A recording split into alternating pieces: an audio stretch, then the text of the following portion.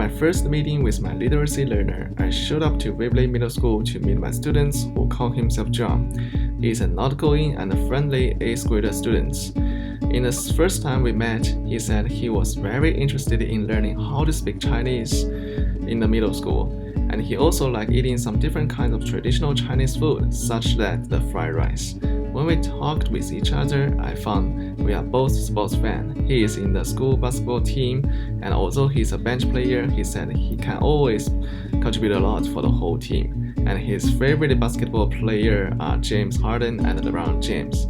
At home, he has an older brother who usually plays video games with him.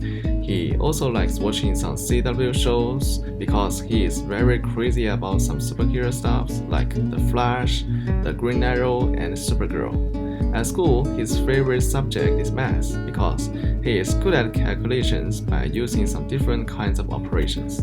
While in our first reading class, I quickly noticed that he always stuck in a word or a sentence that does not affect his comprehension of each chapter when he reads aloud, and he did not know how to make connections between each chapter and events as well, specifically how they related to the background knowledge of the reading strategies, specific purpose for reading, and the influencing content components of the modified cognitive model.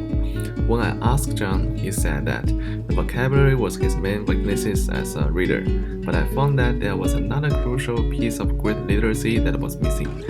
He also revealed many of his strengths in our first meeting, like making good predictions after reading each chapter and having personal thoughts about the plot. He is always thoughtful and has a good comprehension of each individual chapter.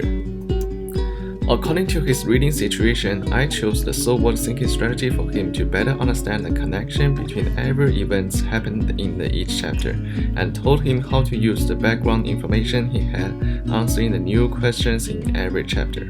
I chose this strategy because I thought asking so-what questions would help him strengthen his weak areas for active reading. Each week, we try to separate the strategies into different steps. The first one is read the task, and the second, we make a connection between each event in the chapter, and the third, we utilize the thinking strategies like asking questions, drawing conclusions, or visualizing, and then we ask so what. And when he answers all the so what questions, I would let him to think that how does this thinking help you better understand the task, and also let him bring the thinking back to the task and read the whole chapter again. Sometimes we read the same passage multiple times to make the best summarization of the story. Each time we repeat the following steps, we would always have some new ideas about the story and have a better understanding of the connections between every event happening in the chapters. Finally, at the end of the semester, he can tell me any favorite events he read in the book without opening the book and figuring out many interesting connections between them. I was glad to see his great improvement in his ability to ask questions, making predictions and connections about his favorite part of the book. I showed him that these strategies can be helpful for readers of any reading level. In the final, my literacy learner smiled to me and said he is really enjoyed reading this book with me, and we built a good relationship as reading partners.